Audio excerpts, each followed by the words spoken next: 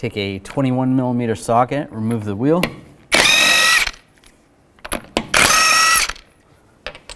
If you have a wheel lock, use the wheel lock.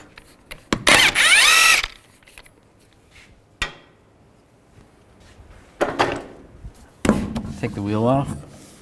Now take these two caliper bolts out. Use a 14mm socket.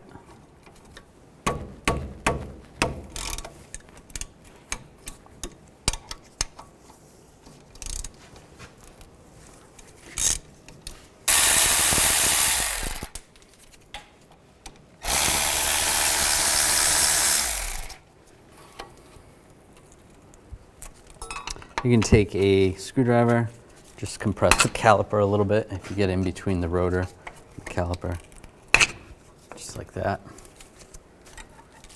And just slide the caliper off. Use a caliper hanger and just slide it somewhere where the hanger will attach to. Just make sure there's no tension on the brake hose. Sometimes there's a couple of springs that are on the pads. You have to take those springs off. This vehicle doesn't have those. And just take a screwdriver, pop the pads off.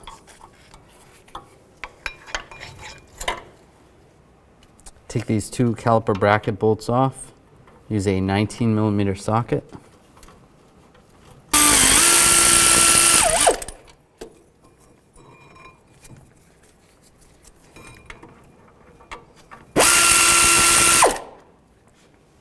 Now we got to take the rotor off. Just take a hammer and just hit in these locations. Be careful not to hit the studs. That'll pop off. And just slide it off. Now just take the cotter pin out. Just use some side cutters. Just bend it back. You should be able to slide it down. Take a 32mm socket, take this axle nut off.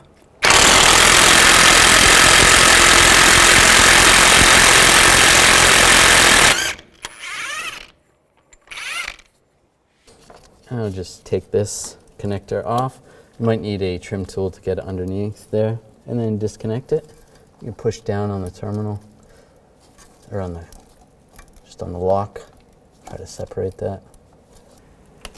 Just use a pick or a screwdriver to get in there. That should disconnect like that. There's some rubber grommets down here. Just slide those out. Over there. They just slide out like that. And there's one more down here. Just slide that off. On the back side, there is 2 bolts on the bottom and 2 bolts above the axle. You want to take those out. Use a 17mm socket to take those out.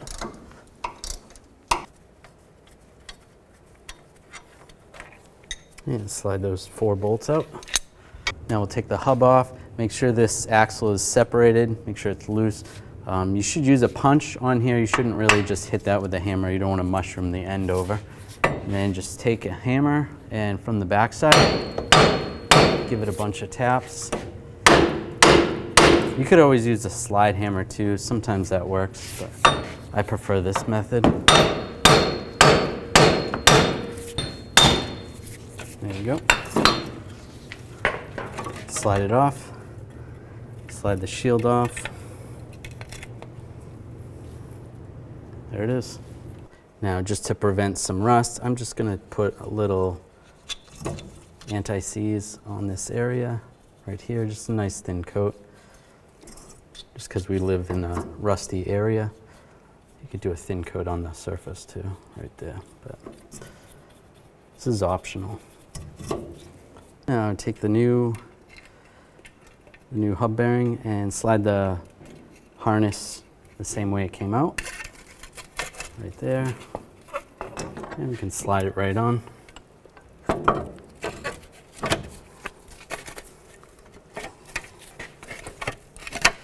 And I'm just going to run this wiring harness right here for now.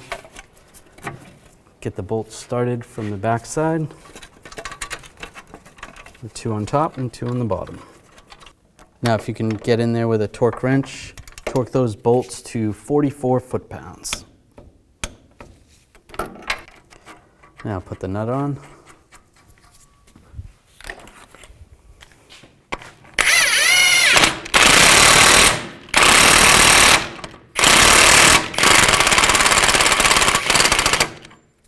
With the vehicle closer to the ground, you can take a pry bar, just go in between these studs.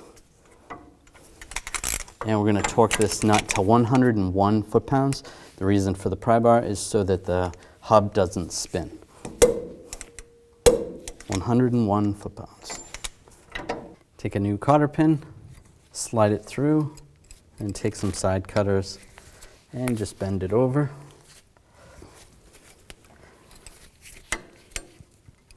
Same with the other side.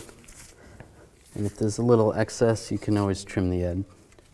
And take the ABS or the wheel speed sensor wire, push the grommets in, the same locations that you pulled them out earlier.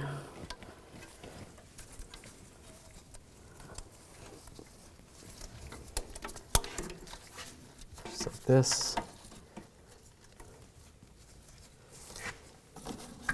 Find the connector, line it up, lock it down, and then there's a little holes right there.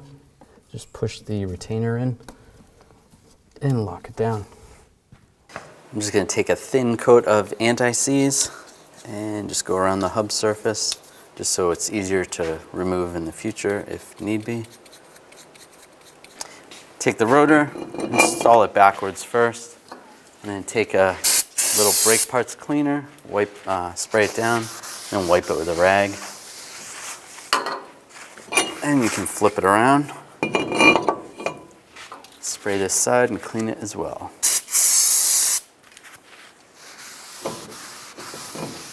Now you can slide the bracket over the rotor,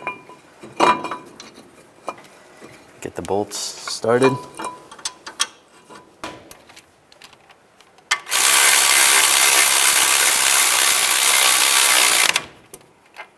And you can torque these bolts to 136 foot-pounds.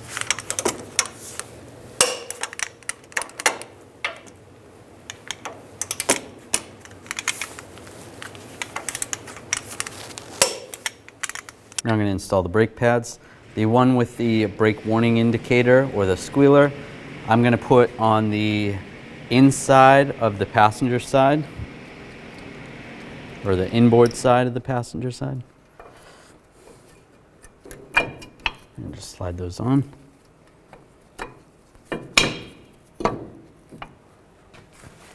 Take the brake hanger off the caliper. And we're going to compress the caliper. You can take one of the old brake pads if you need to, and a caliper compressing tool.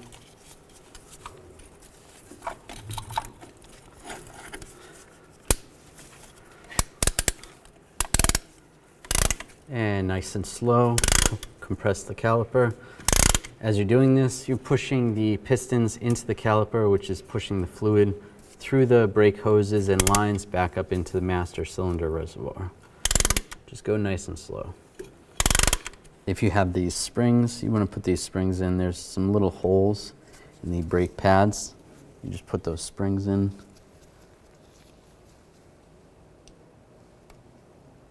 Just like that. And slide the caliper right over.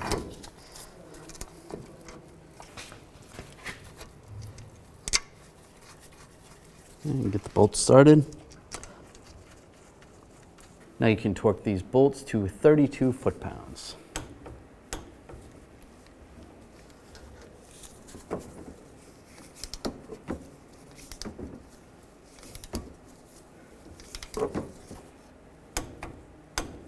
If you have to, if the studs are spinning, then you want to hold those with either some pliers or a wrench that fits.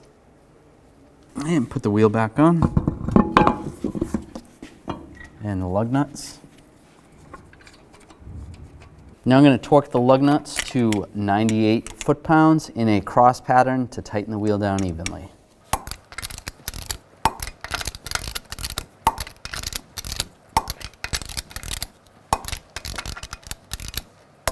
And I prefer to double check, so just go around one more time.